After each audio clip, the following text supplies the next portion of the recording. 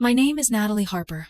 I'm 38 years old, and for most of my adult life, I believed love was built in quiet, practical ways, not just through anniversaries or flowers or the kind of promises people make when they're emotional, but through small deposits, $500 after a bonus, $1,000 after a tax refund, skipping a vacation one summer because the roof looked old, choosing the cheaper couch because security felt better than comfort. That was what our emergency fund had been to me. Security. Ryan called it money just sitting there. We had been together for 6 years. Not married, though people often assumed we were.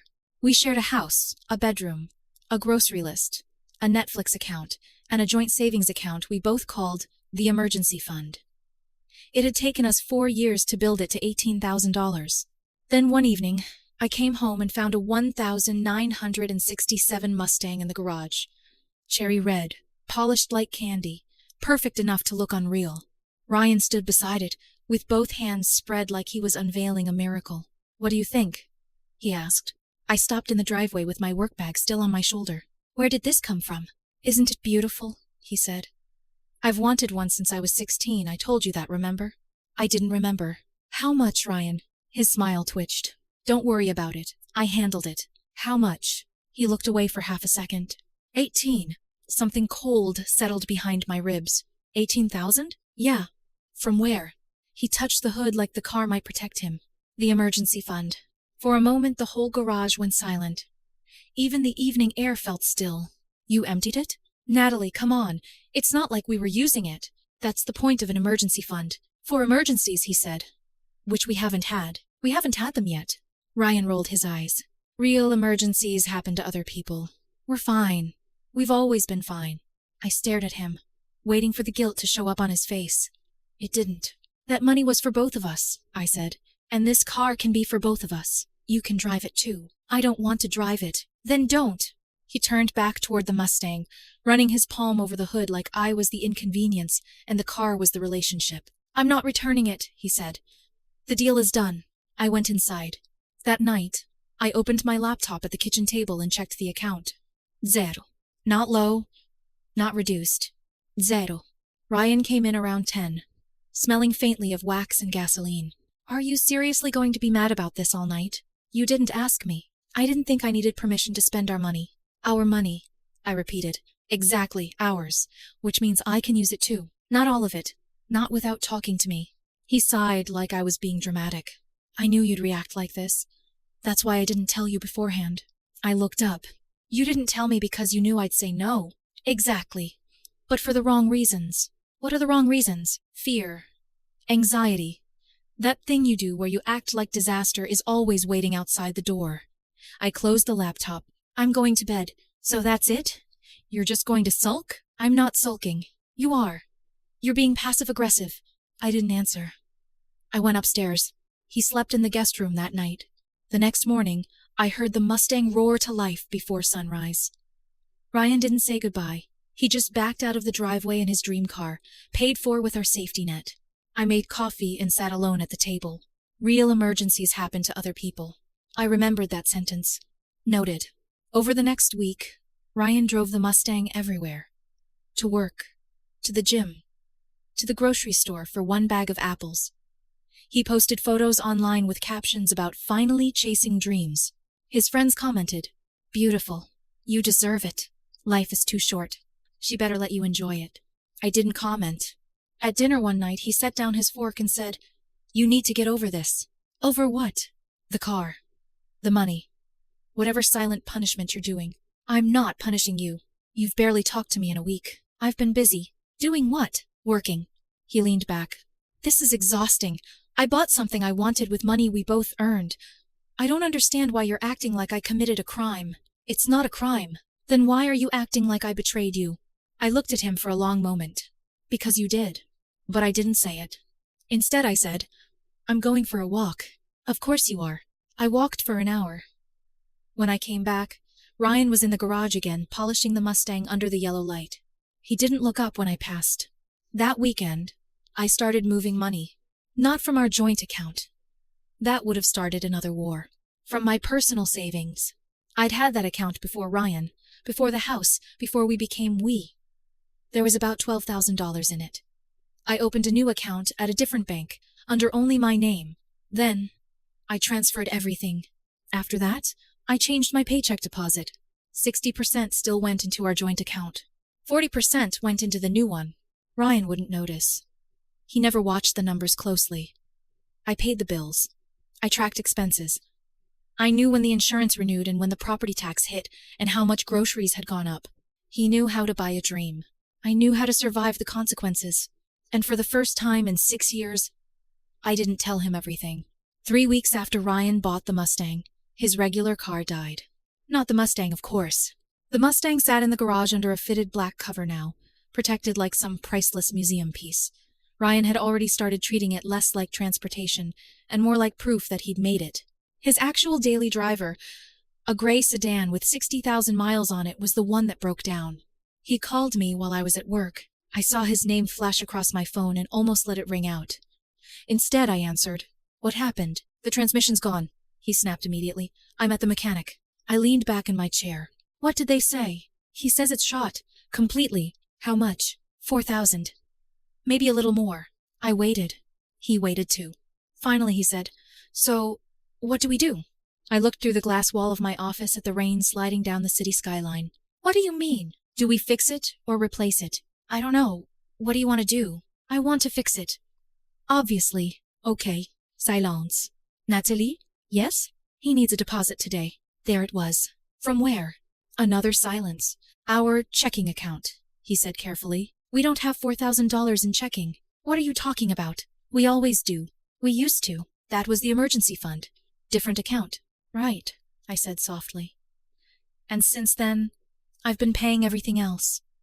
Mortgage, utilities, groceries, insurance, gas, life." His voice sharpened. "So we're broke? We have about $1,200. Are you serious?" "Yes." I heard him exhale hard through his nose. "Well, what am I supposed to do?" I stared at the spreadsheets open on my computer screen. "I don't know." "You don't know?" "I can't fix your transmission over the phone, Ryan." "Don't do that." "Do what?" "Act like this isn't your problem too." I almost laughed. "It's your car. We're together. That makes it our problem.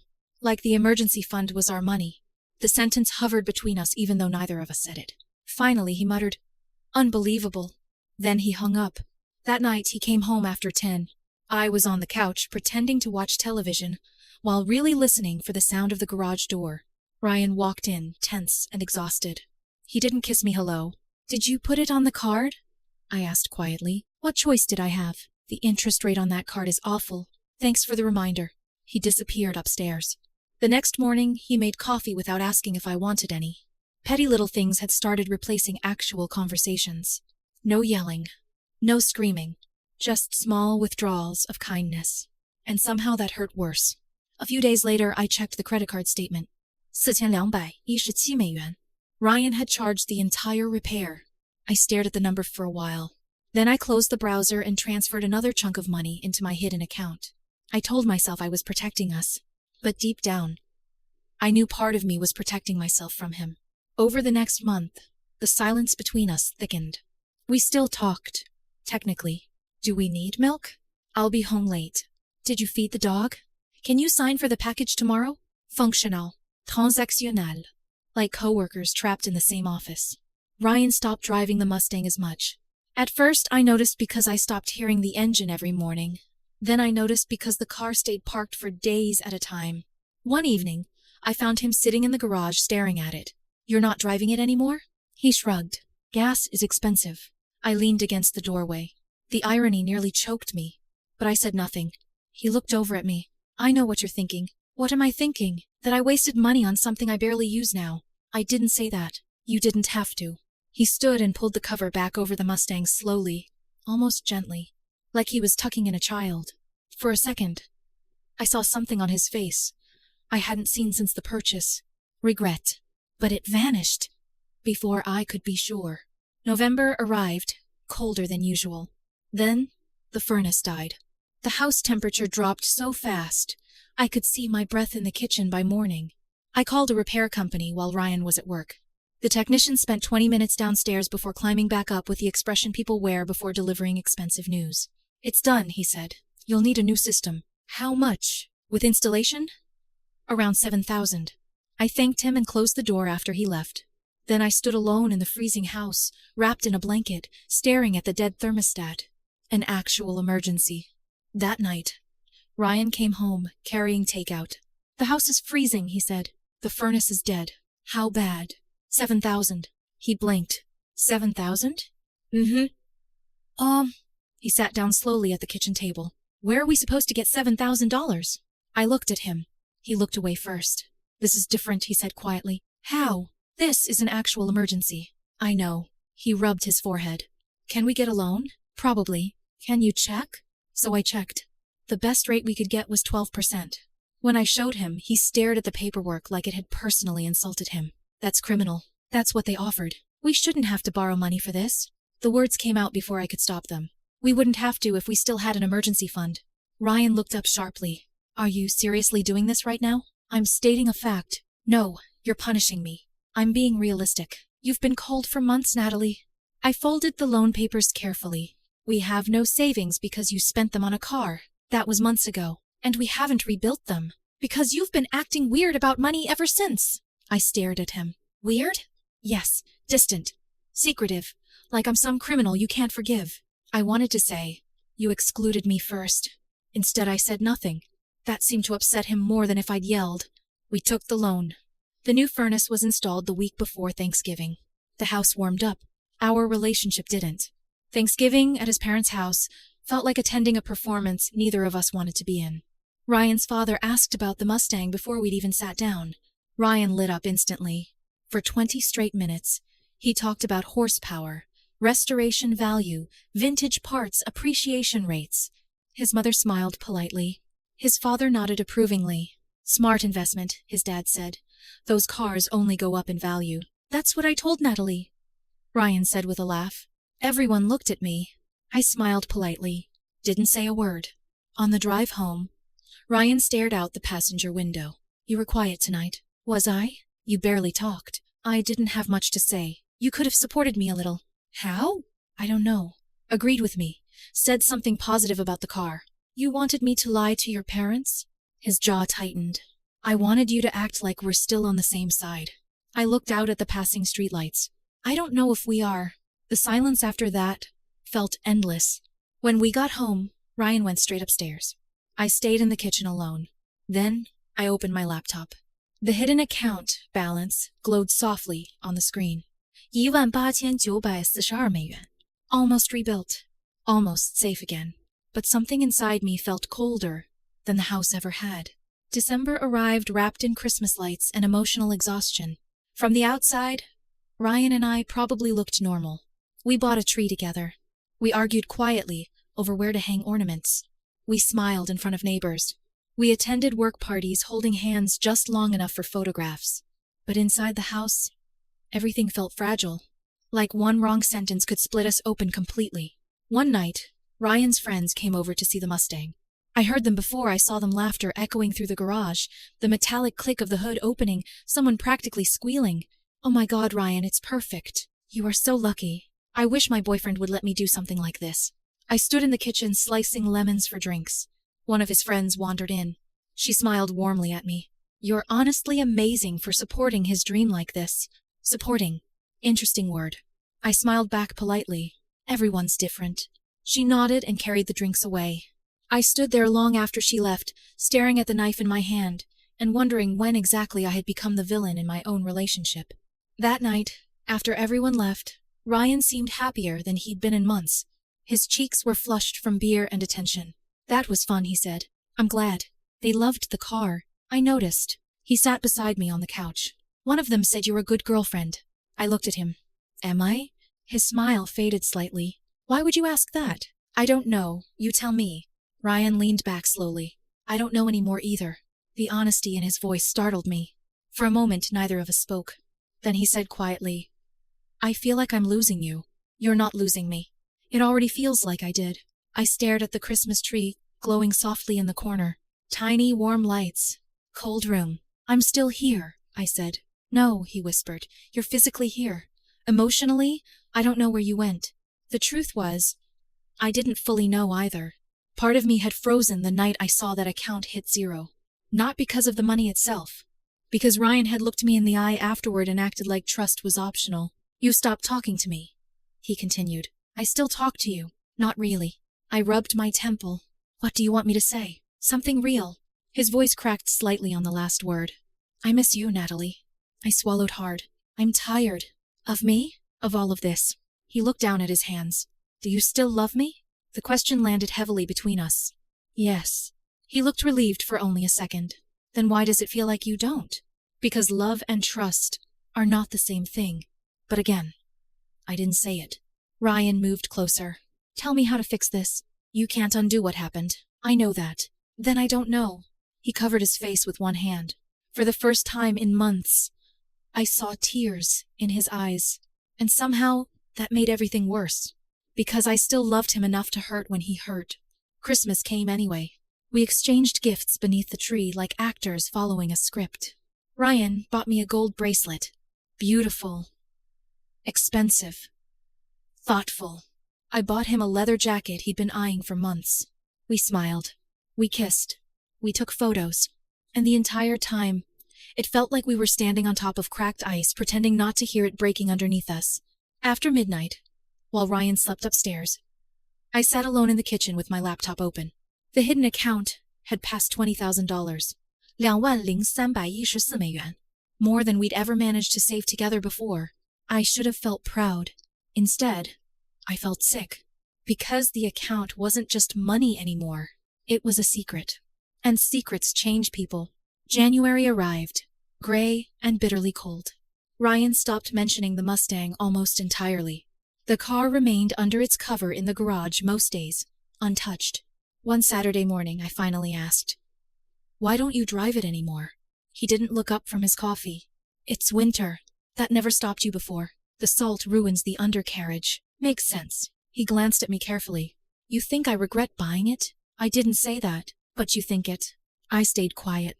Ryan laughed once under his breath. "That silence thing you do? It's brutal. What do you want me to say?" "I want to know if there's still a future here." I looked at him then. Really looked at him. The dark circles under his eyes.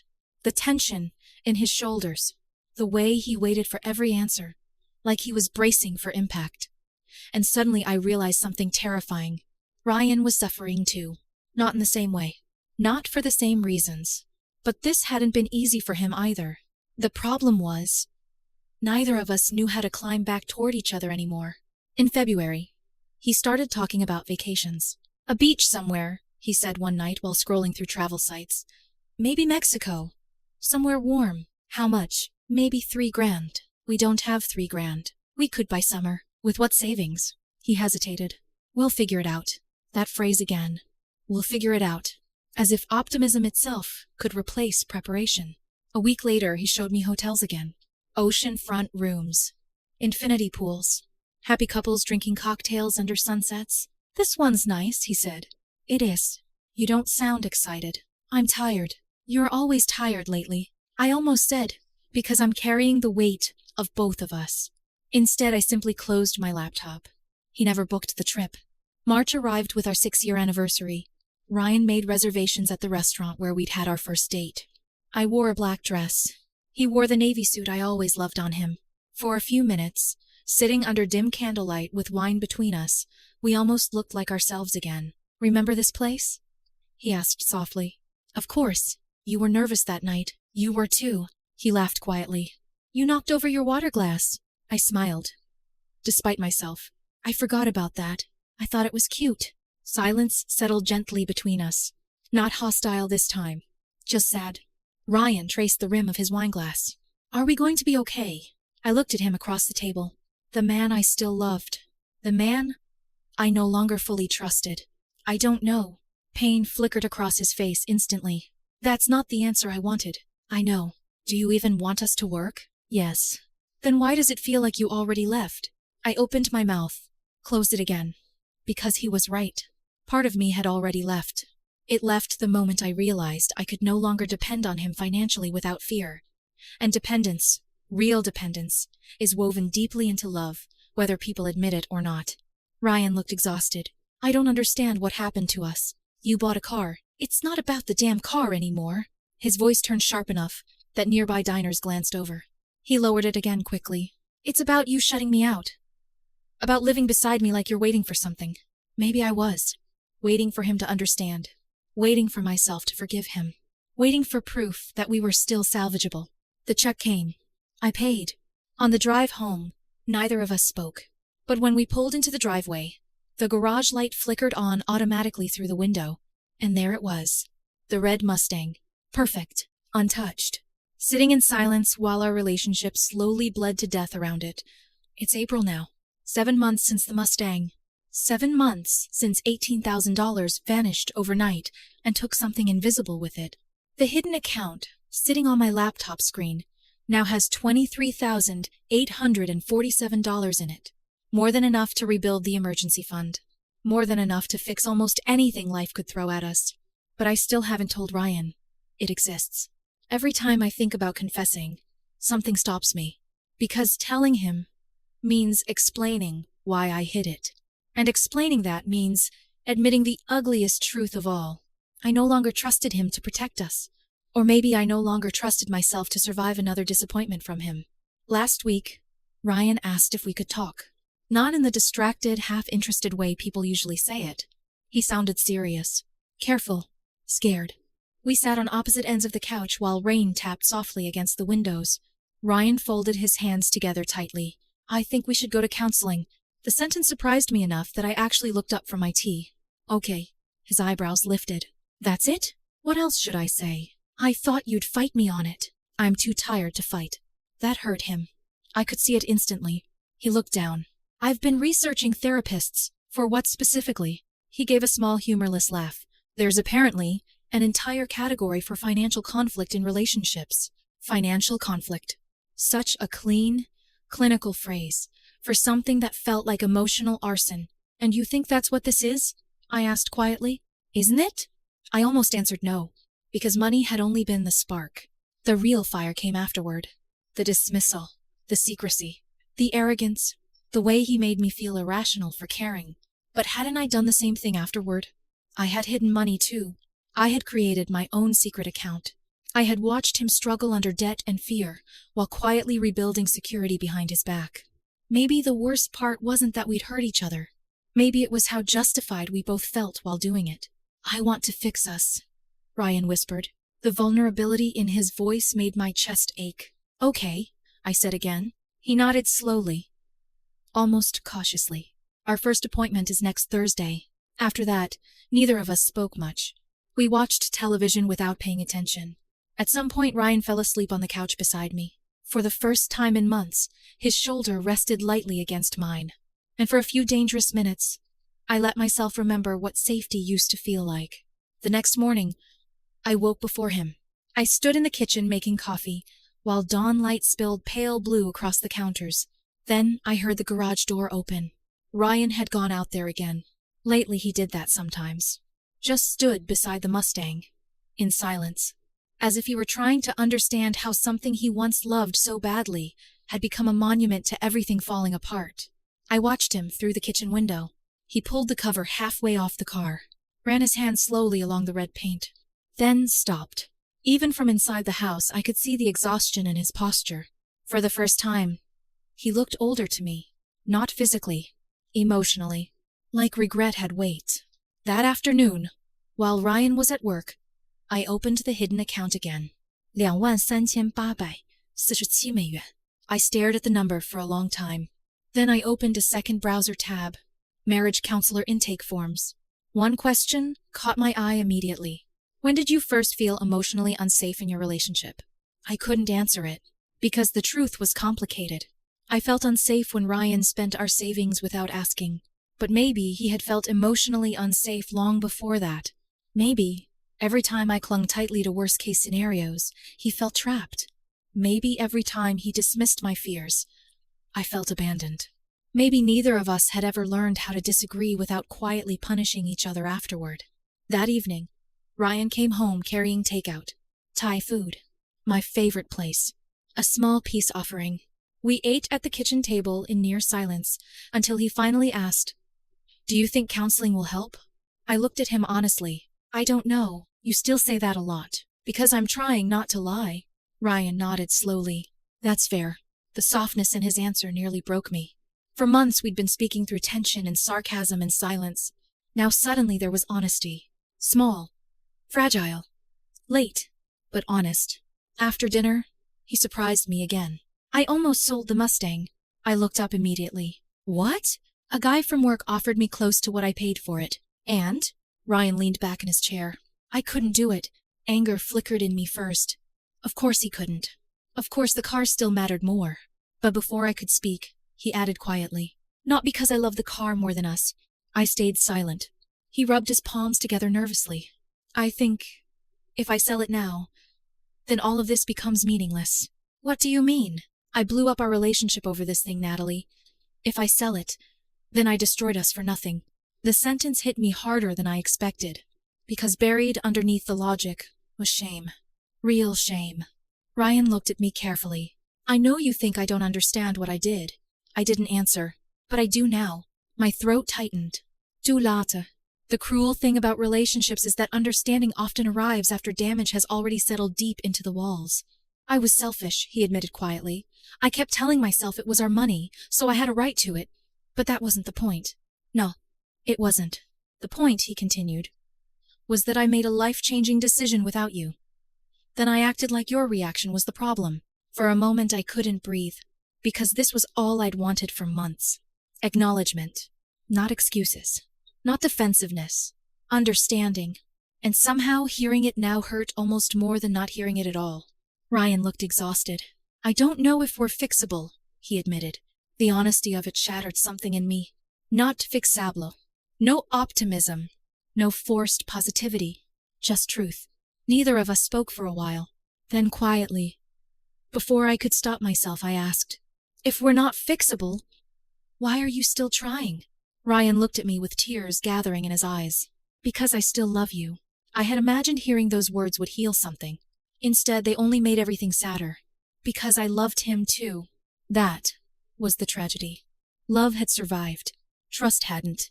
That night, after he went upstairs, I stayed alone in the kitchen again. The laptop glowed softly in the dark. 23,847 美元. Enough money to rebuild safety. Not enough to rebuild certainty. I thought about telling him everything. About the hidden account, the redirected paychecks, the secret rebuilding project he never knew existed. Part of me wanted him to feel exactly what I had felt. Excluded. Powerless. Betrayed.